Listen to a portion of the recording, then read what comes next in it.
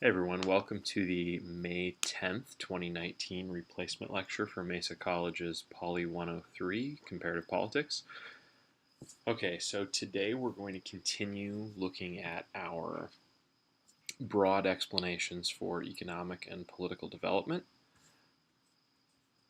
First things first, you'll notice that we have sort of changed our dependent variable again from responsiveness or from broad development goals into simply whether or not a country is rich.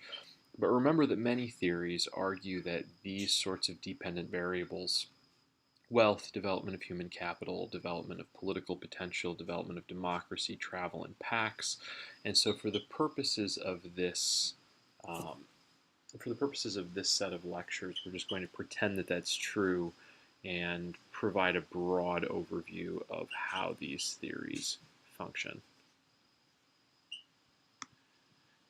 We're also shifting our focus to theories that posit that rules matter. The specifics of institutional design matter to how rich or well-developed a country becomes over time. All right, so we'll start with Acemoglu and Robinson's Why Nations Fail. If we were in class and live, I'd ask you why I was showing you this particular picture and what it's of. Obviously, it's the border wall in the United States, and this is a particularly potent symbol for Acemoglu and Robinson's theory. Why, right? What's the puzzle here? What's the DV? What explains economic development? What is the puzzle that they open up this chapter with?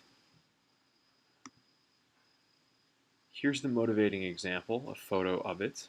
If you've done the reading, you should probably know where we are, what we're looking at. This is Nogales in Mexico and Arizona. The two Nogaleses are interesting to Acemoglu and Robinson because their outcomes on broad development indicators are so different. The American side of Nogales is high income in terms of global standards, low crime in terms of global standards, has high life expectancy. Literacy rates around 99%.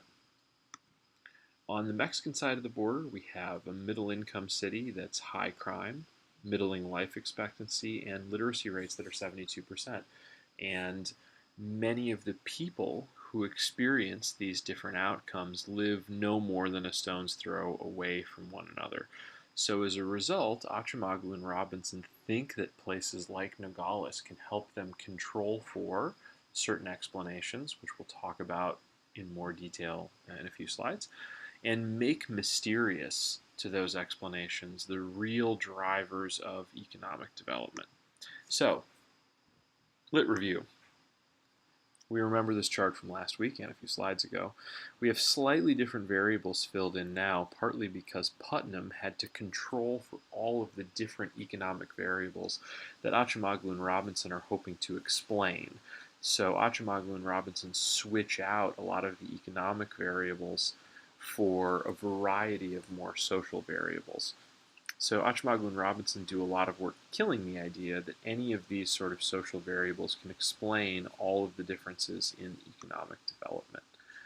So we've seen this theory before 3 times now. I guess I should say this is the 3rd time that we're seeing it. There's a theory that suggests that geography is very important to economic development outcomes. It's harder to work when it's hot, maybe. Maybe it's harder to work when you have malaria. So if this theory is true, what predictions should we make? Right, somewhat obviously, places with the same climate should have similar levels of development.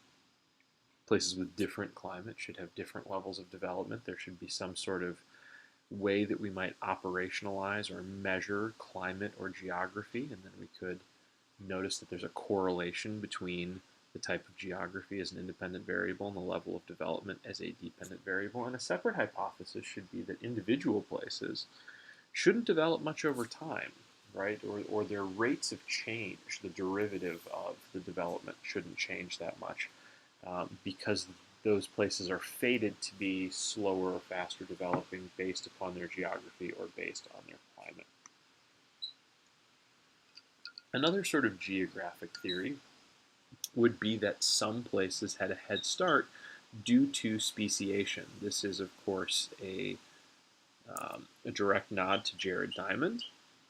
Maybe long-term climate, long-term continental orientation, long-term availability of certain types of domesticable wild species is very important.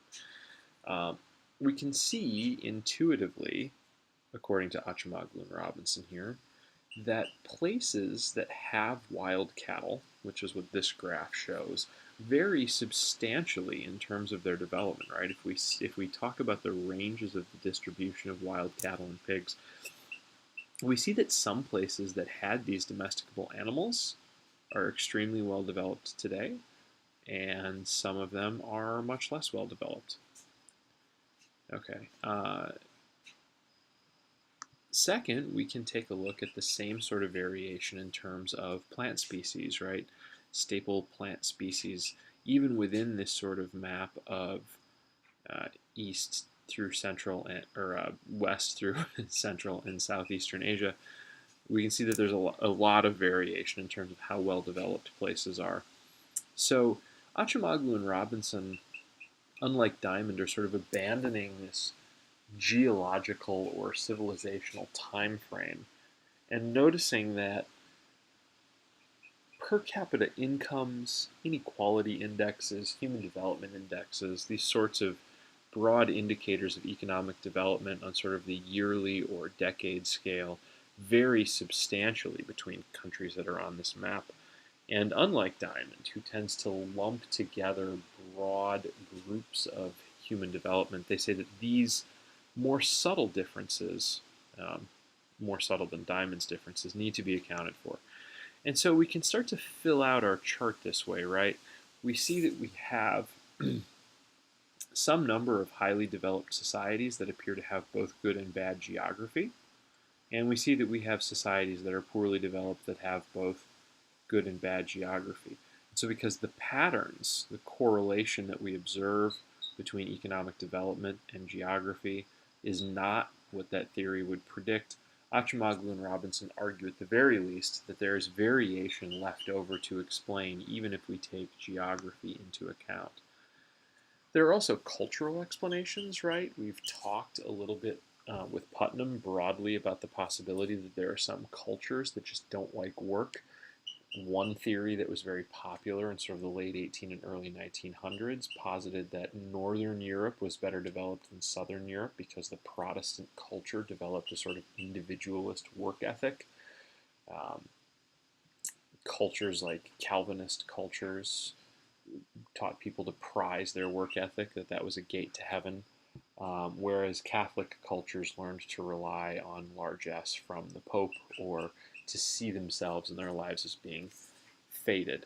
Okay, so what sorts of examples do Achimoglu and Robinson show to demonstrate that the culture explanation is not particularly good at explaining broad development indicators? Well, here's a relatively powerful one, right? The Koreas have the same culture, or at least the same cultural roots over the course of generations, as did the Germanys, East and West Germany, as mostly do the Nogaleses, right? The vast majority of people who live in Nogales, Arizona are Hispanics. They're descended from the same people that live in the Mexico side and the Mexican side of the Nogales border today.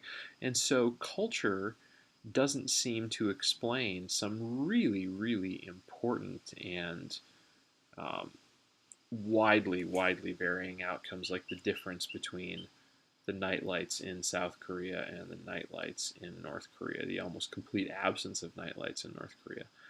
In addition to this, Achimoglu and Robinson point out that cultural explanations do a very poor job of pointing out what cultural traits we're talking about, what specific cultural traits seem to matter. So we see that there's this massive difference in terms of how well developed individual countries within the Latin American world are. And on a civilizational scale, at least, these places would all seem to have the same culture. Now, of course, it's not hard to notice that Chile has a different culture than Nicaragua in a number of different ways, but there's no really good theory about what the difference is between a place like Chile and a place like Honduras or Nicaragua that would help explain this distribution, that would help explain this variation. Here's another way we might look at it, right? If we were to just compare, as some studies do, the relatively low economic and human capital development in the Middle East versus the relatively high economic development and capital in Europe, we might notice that there is a correlation between culture and development outcomes here, right? We hear this sometimes. Maybe Islam is just not a culture or a religion that allows for much development. Maybe Islam is somehow anti-scientific. Now, of course, we're ignoring the sort of history of Islamic societies during the Christian Dark Ages, in which many, many advances in mathematics and the sciences were made by Arabs that were later taken on by Europeans. But we might not think that this is particularly convincing for a number of reasons. First, the Middle East was colonized and Christian Europe was not. And so we have another theory that colonization matters, where the variation in the independent variable, whether or not the place was ever colonized, correlates with our dependent variable just as well as our culture variable. And so from this very simplified research design, it would be difficult to impossible to know whether this variation in the dependent variable, the low versus high economic development, is driven by differences in culture or driven by differences in former colonization. The problem becomes deeper when we add a third case. Sub-Saharan Africa is predominantly Christian. There are bands of Islam and certain pockets of people that are still animist. They have low development, though, so you might expect if this were about Islamic versus Christian culture, that Muslim Africa would be broadly worse developed than Christian Africa. I guess the theory wouldn't say much about what animists contribute through their culture. But what we see here is, in fact, that the former colonial variable, the variation here is a clearer match for our outcomes than the culture variable. And so this is another sort of argument that Acemoglu and Robinson make. These broad civilizational arguments that are popular in pop sociology or pop political science, when you hear talking heads argue about war or underdevelopment in the Middle East being a product of Islam, well, where we find Islam and where we find low development are not particularly well correlated, especially if your comparison point is the Christian world. There are plenty of Christian countries that are poorly developed. And also we have this other set of correlations that seem to maybe function better in terms of their fit to the economic development variable than do a comparison between Islam and Christianity. So again, we see sort of all of these combinations, right? We see places that are high and low development that have the same culture, high and low development that have the same culture. And within those, we see variation in good and bad geography. There are probably places in Latin America that are well developed and have good geography, and well developed and have bad geography. So we see sort of all possible combinations if we take into account some of the examples that Acemoglu and Robinson are using. Okay, so there's another potential problem here. Maybe it's not that some cultures don't value work. Maybe it's just harder to build a society where that society is diverse. Maybe generating cross-ethnic or cross-racial or cross-sectarian or cross-religious cooperation to create public goods, the sorts of public goods that underwrite broad economic development indicators, is just really hard. We're going to talk quite a bit about local service provision next week and the problems that diversity provides to service provision. But Acemoglu and Robinson sort of shrug this theory off in the same way that they shrug off culture. They notice, right, that Korea, for example, is highly homogeneous, and yet there is a great deal of variation in terms of their economic outcomes. Latin America, some places in Latin America are very homogeneous, right? For example, Costa Rica is predominantly people of Spanish origin, whereas Guatemala is extremely diverse in terms of the ethnicities that are represented now, mixes of ethnicities between people, and so the variation within Latin America doesn't seem to match development outcomes necessarily, and um, certainly the variation in economic development among the Koreas is not particularly well matched by the lack of variation, homogeneity, right? Remember, you can't explain variation with a constant, and in the Korean Peninsula we have a constant in terms of homogeneity as well as a constant in terms of culture. And so we can't explain the difference between the Koreas with an appeal to diversity. Another Another theory that we've seen in all 3 weeks now are the theory that some people or peoples, like races or ethnicities, just don't know how to run a country, right? This is sort of the racist explanation. What predictions would we make here, right? If it were true that there were some people or peoples who were just poorly suited to running a society, what sorts of correlations or evidence would we expect to see? Well, one thing that we ought to see is we should be able to look to places that are underdeveloped and see evidence of irrational planning, of bad policy, of government activity that we know is poorly suited to development, despite the fact that good developmental policies would work. And there is, in fact, some amount of evidence for this, right?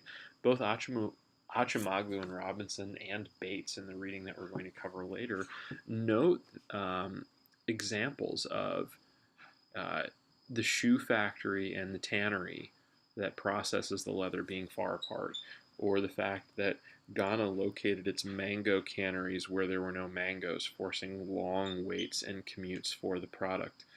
Um,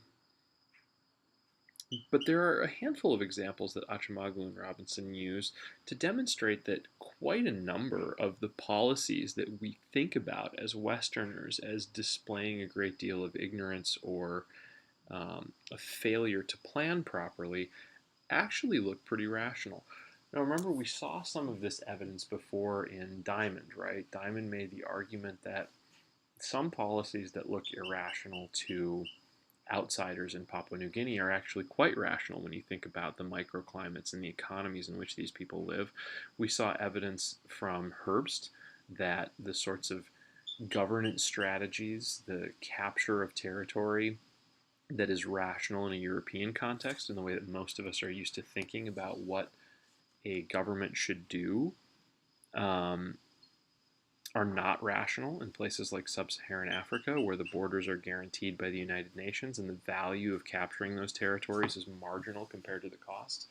Achimoglu and Robinson provide a different historical example here. They talk about the example of the just pre-colonial Congo. One of the critiques, one of the reasons that racist explanations gained traction is that the Congolese failed to adopt the wheel or the plow. Europeans came, they showed them these farming technologies, and lots of people who lived in the Congo Basin had the opportunity to look at wheels and plows, which would have greatly increased their agricultural production, but they never adopted them, and so this was seen for some amount of time as evidence that the Congolese were somehow genetically or intellectually inferior, incapable of adapting to these new technologies. What do Achimoglu and Robinson say about this example? There are two really important objections that they make, and I think we need to understand both of them. The first is that the Congolese adopted a wide variety of technologies that they found helpful. They adopted guns and learned how to use them. They became literate. They adopted their own language to a European alphabet and used that writing technology to become literate both in their own language, and many Congolese learned English and French. They engaged in building techniques that made their homes cooler, and so the Congolese learned quite a bit from European settlers and colonizers.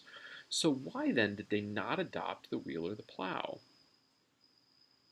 Well, conveniently for their own explanation, Achimoglu and Robinson offer a reason here. The Congolese kings were extremely extractive. These were stationary bandits who set a very, very high tax rate. And so basically, any surplus that any peasant generated was going to be taken by the king in the first place. So, why adopt a technology? Why put in the effort to work harder at generating a surplus that was only going to be taken? So, according to Achimoglu and Robinson's telling, the Congolese actually selected the technologies that Europeans offered them that were most likely to benefit their way of life. And so, far from demonstrating the ignorance of the Congolese people, this demonstrated a deep political and social savvy. And so, as a result, um, Achimoglu and Robinson essentially argue that every culture or system of government or geography has a person capable of understanding how to run it. There's no place that is simply ignorant or lacking of governance technologies in this way, or people who have an instinct for running politics. And since you can't explain variation with a constant, the ignorance variable sort of falls away. We'll see this argument much, much more clearly when we talk about Bates. Okay, Achimoglu and Robinson don't offer a specific control for civic capital, even though Achimoglu and Robinson note that the amount of civic capital is different in Mexico than it is in the United States. And we'll see how Achimoglu and Robinson explain this. They do a little bit of intellectual judo, and they argue that, in fact, civic capital is correlated with early design. And the reason that Putnam finds a strong relationship between civic capital and development, is because institutional design allows for greater civic capital, incentivizes people to participate in government, incentivizes people to gain the skills, the leadership and management skills required to run a responsive government, and independently, the design of institutions drives economic development. Okay, so what is Achimoglu and Robinson's theory? What do they argue is happening here? Think for a second about whether you can identify the ultimate, very first, primary independent variable here. Okay, hopefully you identified state strength and state power, or state design and state power in some way.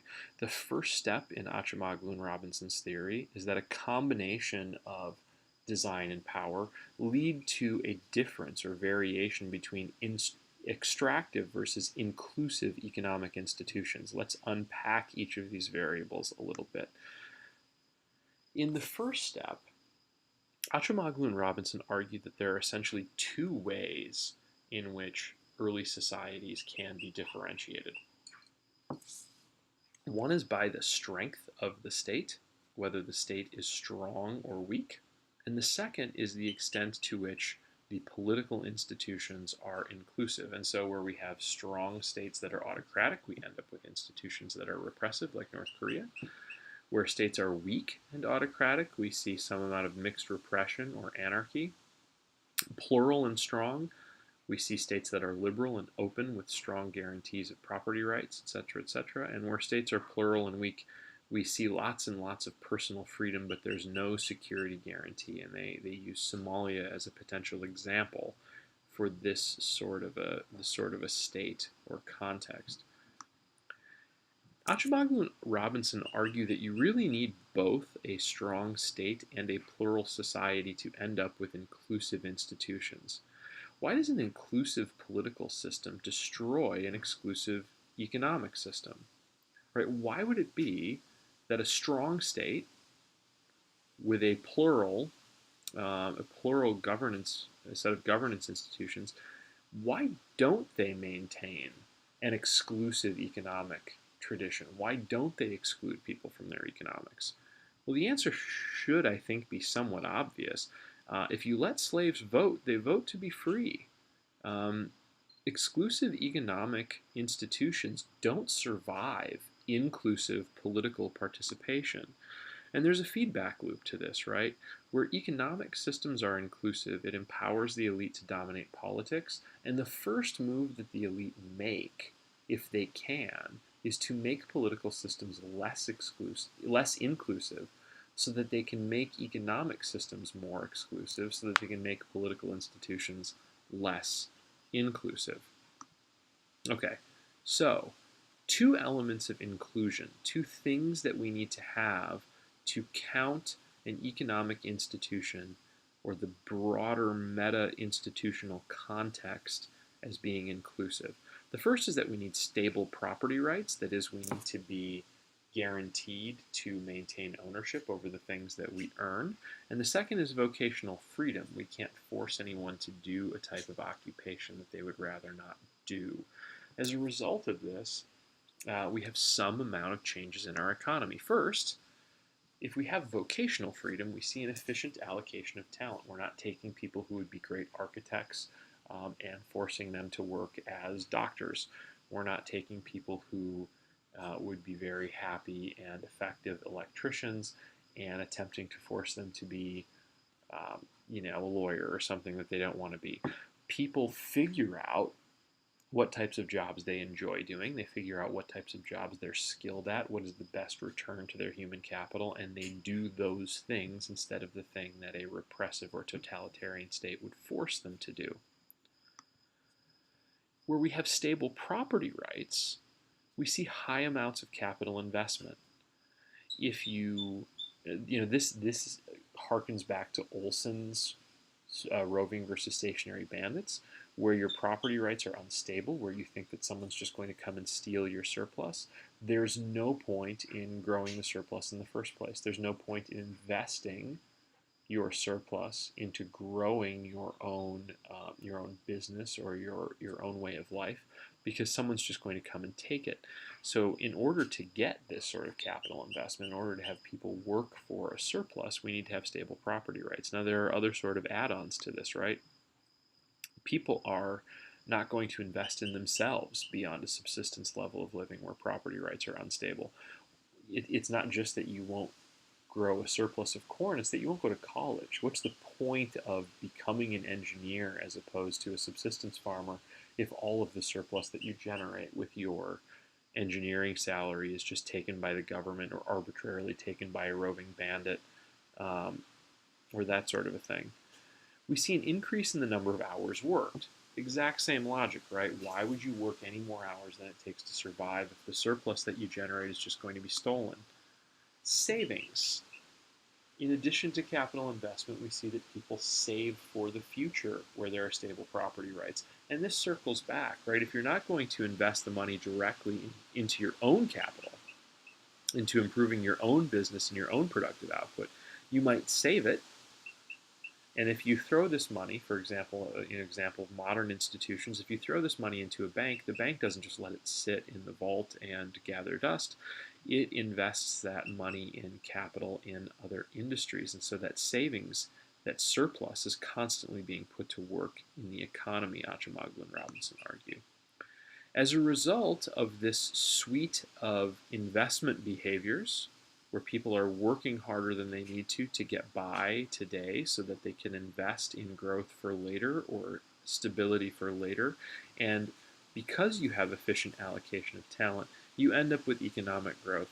And there's sort of one last interior relationship in here, which is that the efficient allocation of talent leads to advances in industry, as does the efficient allocation of capital and investment. So not only do you have people who are interested in moving industry forward and starting new businesses and using their talents to innovate, there is a ready pool of capital, both from their own labor and from the labor of others who are interested in investing their money in a new business that might innovate some new product that generates profit and return on their savings. All of these things lead to economic growth. So the tech innovation we should see as something of a force multiplier here. So this theory, when you chart it out this way, I mean, considering they're attempting to explain the divergence of the economic fortune of nations, is pretty simple, but it's also, kind of a mess compared to some of the simpler theories we've looked at. What hypotheses can we derive from this? What things should be related in the real world if this theory is true? And at this point, again, if we were doing this in class, we we'd go to the whiteboard and I'd make you actually lay out the correlations we ought to see between regimes that have stable property rights and the amount of capital investment, human investment, number of hours worked, amount of savings, technological innovation, all of these sorts of interior hypotheses. But of course, we're not there, so you all get to live without suffering through that. Here's the most obvious one, right? Where we see democratic institutions and a strong state, we should see high levels of growth and development. And this is, in the past, right? Um, so this is sort of the main hypothesis, but we have a number of others.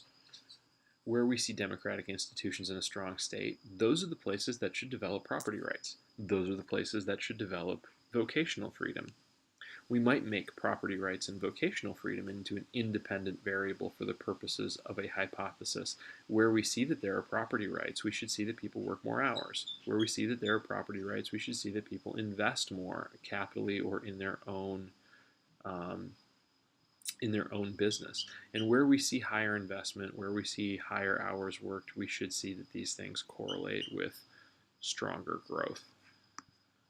Okay, so say that we have categories of democracy and not democracy, right? Let's take the view of Przeworski or Vanhanen and say that democracy is a binary variable. You either are a democracy or you aren't. What should we expect to see if we measure the number of hours worked or the amount of capital investment or the amount of education that people have? Right? Obviously, we should expect that the value in the democracy should be higher, but to go all the way back in our time machine to the very first week of class and the discussion of how we test hypotheses, we know that any of the measurement of the number of hours worked or the amount of capital investment here is a sample. And we're measuring in a world that's hard to observe. So we know that these averages are going to look messy.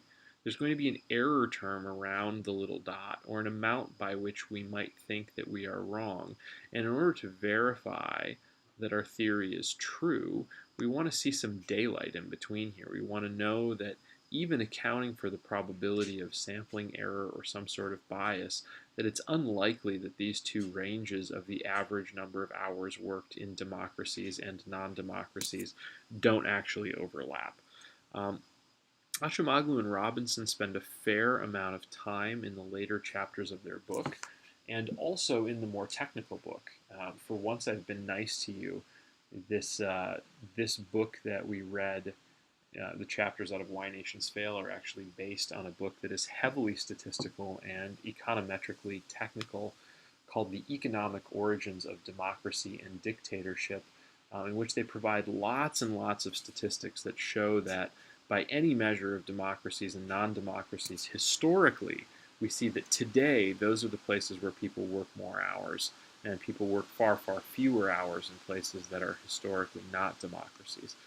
And we can change the independent variable categories here too. They find ways to code inclusive versus exclusive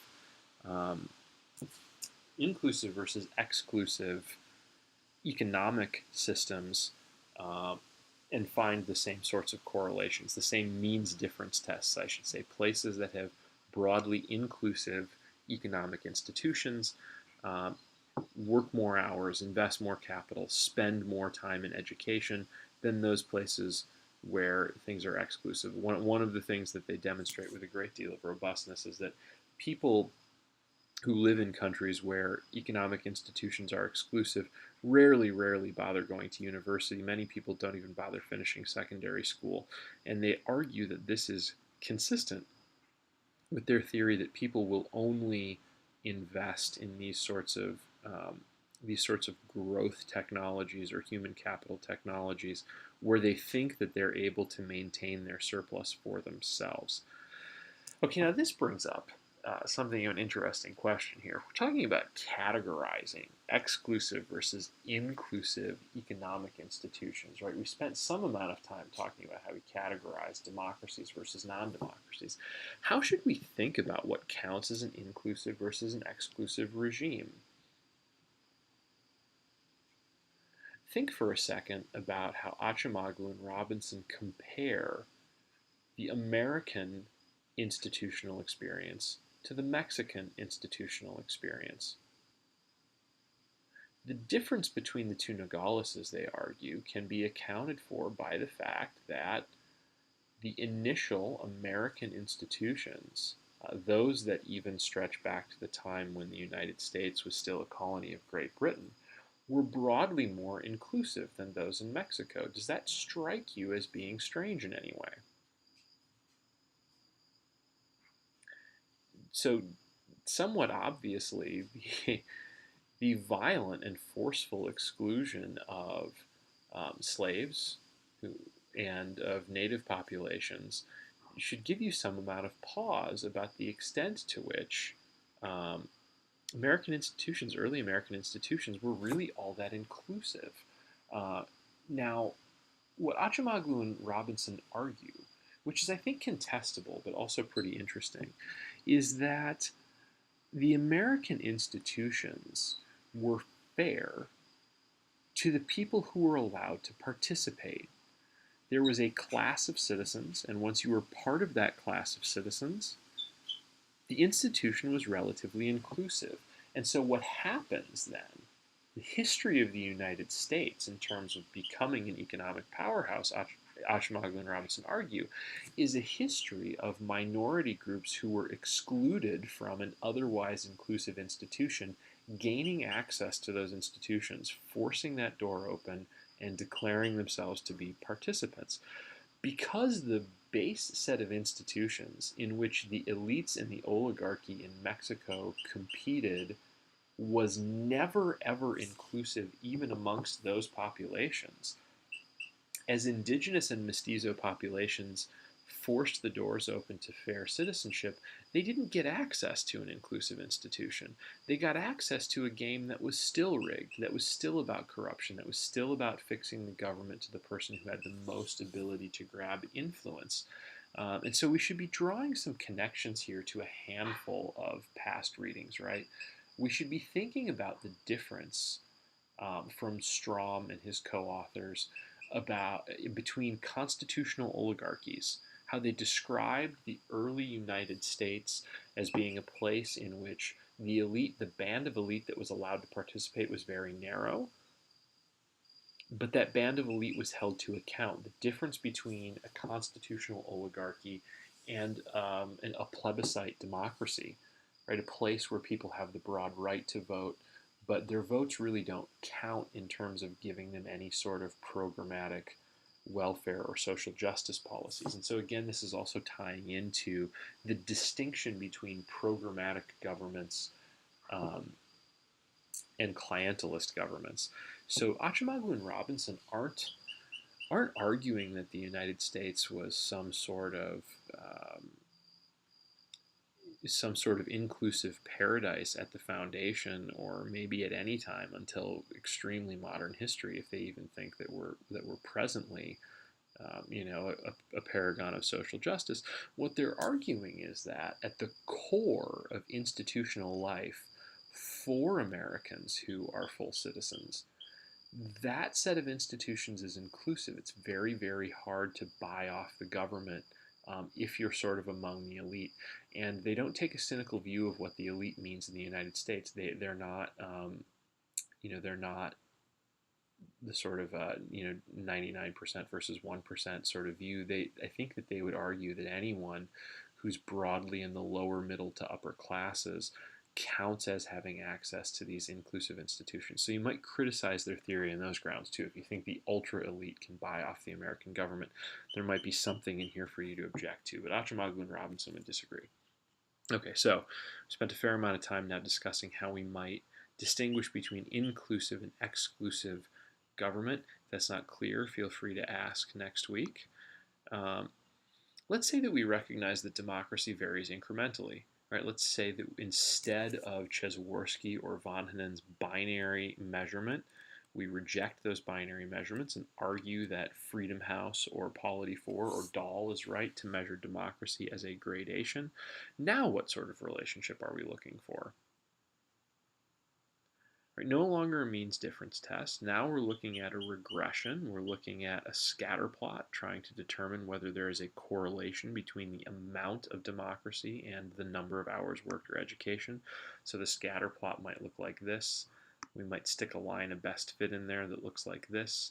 And as long as the line is positive, we might start to think that we found some amount of evidence that democracy is an independent variable that is related to the number of hours worked or the amount of capital investment. Now, of course, again, going back to some of the technical discussions in our methodology week, we know that each of these measurements has some amount of an error term in it, right? So we know that we haven't actually measured this point with any kind of precision. We have all of these error terms around the dots. And so our line isn't just a line, it's kind of a range of possible slopes of the relationship between democracy and work hours. But again, as long as that range of slopes doesn't include a zero slope, which would tell us that there is no relationship between democracy and the number of hours worked, then we can say that this is a piece of evidence that broadly fits with our expectations that democracy and self-investment in the economy exists. And again, Acemoglu and Robinson and other chapters of this book provide a fair amount of evidence that regression-style relationships between these types of variables hold, that there is this type of a correlation. Okay, so to finish out Acemoglu and Robinson, here are a couple of reflection questions you might consider, especially as you study for the final. Why don't autocratic elites grow their economies? Right, Acemoglu and Robinson argue that if you're an autocrat, if you preside over an exclusive economic system, if you preside over an exclusive political system, that there's a disincentive to grow your economy. Why would that be? What would be the danger in Acemoglu and Robinson's theory of growing your economy if you wish to maintain an exclusive political order? And who does this contradict a little bit? Who have we read in the past that argued that autocrats have an interest in growing their economy? And then second, you might ask yourself, considering that we didn't read a lot of the systematic evidence, whether or not you find this theory convincing, and especially comparing and contrasting Acemoglu and Robinson's explanations and the places that they bring up as being broadly incompatible with Putnam or Diamond, whether you think that this theory is convincing. Okay, I have a feeling that I've only been talking for about half an hour or so, although it's hard for me to tell in this screen. So I'm just going to plow right through to Bates, and I think that we should finish up relatively quickly. Bob Bates, Markets and States in Tropical Africa. Fascinating, fascinating reading from the earlier days of political science. A couple of ways in which Bates lays out his puzzle. One, why are African states underdeveloped? What is it about Africa that makes them underdeveloped? And in particular, why are smallholding African farmers so poor? That is, why are the Africans who hold relatively small amounts of property to farm so poor? At the time that Bates is writing, particularly at the time that Bates is writing, in the late 60s and early 70s, there's a connection between these questions. Small African farmers made up the backbone of the economy in most sub-Saharan African states, but they fared very poorly, even though their products were in demand. Lots and lots of African cash crops such as tea, cotton, sea salt, tobacco, were called cash crops for a reason. So it's puzzling to Bates.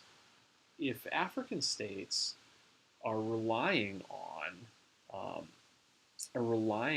profitable cash crops that are grown by a wide base of their population to generate foreign exchange and trade, why are the African states so underdeveloped, and why are the engines of the economy still so poor?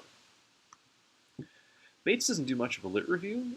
His question is pretty unique, especially at this point in time. He framed the question in a way that very few other people had studied. You'll see how that has become something of an advantage to some of our authors. Those who ask the question in a particular way for the first time get to have lots and lots of influence over how it is asked and answered in the future. Instead, he lays out his theory, describing a series of events and using some historical data. So he starts his story during the colonial era with the discussion of a little known institution called the Export Marketing Board. What does the Export Marketing Board do? In colonial Africa, small farmers were required to sell their cash crops, such as cotton or tea, to the government, and the government set a price for the commodity. So the government decides how much they're willing to pay small farmers for their cash crops, and they pay them that amount of money. The farmers, therefore, are not allowed access to the market. They can't sell their products for the price that the market demands outside of their country. This is known as a monopsony economy. You've heard of monopoly economies in which there is one supplier. A monopsony economy is an economy where there is a single buyer, not a single supplier.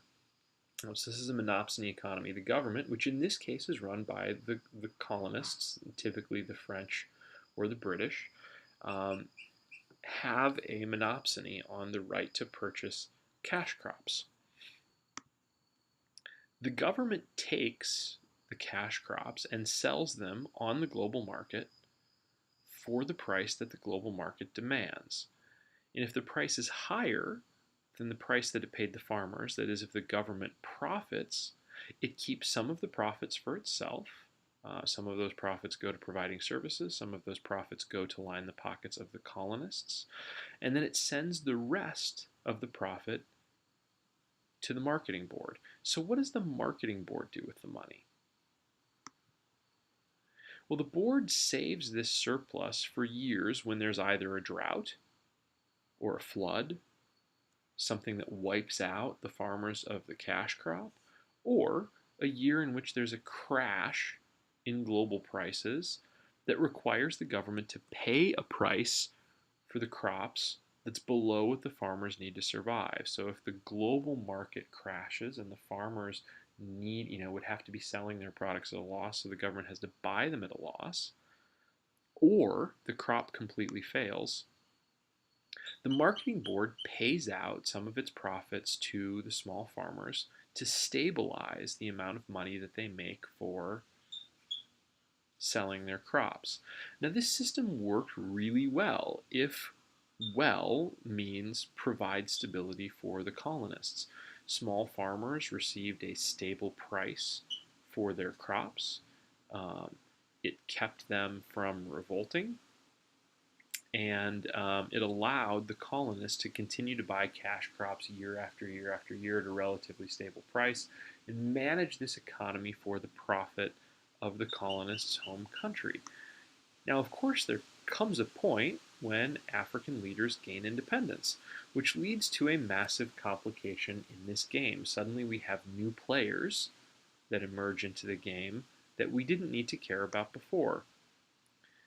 In particular, you have voters, especially urban voters, and economic elites. So the government is now democratic in most places, especially in the late 1960s or early 1960s, when most sub-Saharan colonies declared their independence from France and Great Britain. And these newly democratic governments need to court votes. They need to convince voters to vote for their parties. And so to win these elections, the government makes a lot of promises. They promise to build roads. They promise to build hospitals. They promise to build schools. What's the problem with these promises, though? Well, the government doesn't have the money to keep them, right? The government isn't collecting much for taxes. Many of the readings that we've covered before have argued that states need to expend a lot of effort in order to build the apparatus to collect taxes reliably. And we've seen lots and lots of evidence and lots of theoretical reasons why African states have broadly failed to do this. Well, another one of the reasons potentially Bates argues is that the government has institutions that allow it to collect taxes from cash crops, but not from any other source. So if the government doesn't have money, who does? The marketing board. So the solution here is relatively obvious, right? The government promises a lot of services and then robs the marketing board to pay for providing for them. This starts something of a vicious cycle in which the promised service provision grows and grows and grows, which requires the government to raid the marketing boards more and more and more and pay the farmers less and less and less in down years, and actually less and less and less in normal years because they need to be replenishing the market board supplies. So what's obviously going to happen pretty quickly as the government pays farmers less and less for the same output? Hopefully, you answered either that the farmers will produce less or that the farmers will find a way to smuggle what they have out of the country and sell it to someone other than the government. And Bates provides evidence that both of those things are true. Productivity in cash crops in sub-Saharan Africa during the late 1960s and early 1970s plummets as the government starts to offer less and less money for the same production. And at the same time, black markets start to thrive. So this raises prices for farm goods in the city, right? Urban voters have been promised all of these services. They've been demanding all of these services and providing their votes in return. And suddenly, one of the services that they start to ask for are food subsidies because the farmers aren't producing as much. They know that they don't want to sell their production to the capital at a loss. So this puts a lot of pressure on the government's funding. What should the government do? Right? If the government knows that it needs to keep raiding the export market boards for this money, they don't have another way to raise taxes, they need to cut services somewhere. So of course, where are they going to cut services? Rural areas, right? They're going to cut services to small farmers. Why should they cut services to small farmers and shift service provision to the city? The major reason Bates argues is because it's cheaper to provide services in the city. There's a greater density of people. There's also more voters there, so you get more bang for your buck. And the cities are also more likely to rebel. You have fewer coordination problems. People are densely co-located. They're right next to seats of government. They can commit terrorist acts against the government or against major hubs of commerce. And so the government is more scared of urban voters. So for all of these reasons, they start to cut services to farmers and provide more food subsidies to urban voters. So farmers keep getting paid progressively less, so they produce less. And additionally, the children of farmers start to migrate to the city. Farming doesn't pay, no one's producing anything, and at least in the city, you can get a service or two. You've probably also noticed that the payments from the board to the farmers in bad years have completely gone away. So now the farmers don't even have assurance that they will survive in the bad years. There's literally nothing coming to the farmers at this point out of the payments that they're making into the Monopsony Marketing Export Board. So farm production shrinks even more. This cycle continues, but you might think that not all is lost. What's one nice thing about people moving to cities? Well, one nice thing about people moving to cities is that urbanization makes industry possible. Additionally, the international community have started to notice that these smallholding farmers are getting royally screwed. And so, from off the screen, we get some amount of Farm Aid, right? There was a whole concert, most of you are probably too young to remember, a Farm Aid concert that attempted to provide some amount of relief to small farmers, usually in the form of donated genetically modified seeds, fertilizer, capital equipment, the sorts of things that could ramp up a small farmer's output costlessly if it was donated. But of course, we have ignored an important group of people here. Economic elites, in Bates's argument, is like a code word for oligarchs. These oligarchs can incentivize the government and government officials with corruption, right? The economic elites are rich, and so they provide direct bribes to government officials, and they also provide the wherewithal to make some government services or run a campaign more efficiently. So the elites are involved in both bribery and donations that are extremely important to keep the government operating. So now the government knows that they need to produce more food. They know that they need to find jobs for urban residents, and they decide to industrialize, or they decide to mete out the farm aid. But instead of providing the farm aid to small farmers, the government allows special access to the aid capital and the equipment to elites. So economic elites start to farm and manufacture or produce food on an industrial scale. If these elites are in the government themselves, they often use the money just to build stupid things like mango canning plants in a home district that has no mangoes. Now, the idea was never to can mangoes there. The idea was to provide temporary jobs to a group of people who might otherwise revolt. So the economic elites now are capturing the farm aid. Okay, cynical, depressing, reflection questions for Bates, and then we'll call it a day. One, um, how does the ignorance theory feel to you now? I mean, it's gotten kicked around quite a bit by Putnam and Diamond, but I think that, Bates maybe really sticks a knife in it here. Is anyone in his story behaving irrationally? Or are they all playing by the rules of the game that they've been given? Might Achimoglu and Robinson have a suggestion for how we might get past some of the problems that Bates suggests? If Achimoglu and Robinson don't have an answer that you find fascinating or interesting, what about Dahl? What about Dahl's definition of democracy? Or what about Bermio's reading on democratic backsliding? How does democracy relate to um, the economic institutions that so fascinated Achimoglu and Robinson and Bates? Okay, thank you for tuning in. When I come back next week, I'll open up the floor for about 30 to 45 minutes for you all to ask questions about the final. Hopefully they will be more content-based questions, review from the class, and I'll answer any of those questions to the best of my ability to get you prepped for the final. And then we will move on to a slightly shortened lecture about how diversity at the local level is related to service provision and why it is that we often see that the most diverse villages in a country have the worst services. What is it about diversity that makes service provision so hard? I will see you then.